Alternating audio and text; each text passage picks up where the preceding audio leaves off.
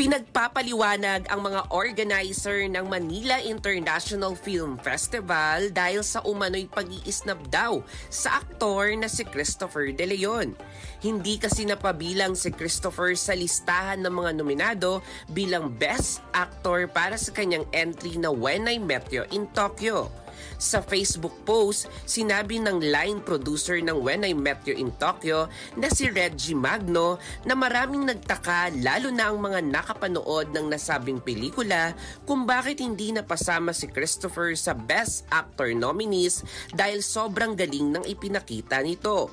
Say pa ni Magno, hindi naman tungkol dito kung bakit hindi nanalo si Christopher at ang usapin dito ay kung bakit wala siya sa nominado dahil isa itong disrespectful at natapakan ang pagkatao ng aktor bilang artista.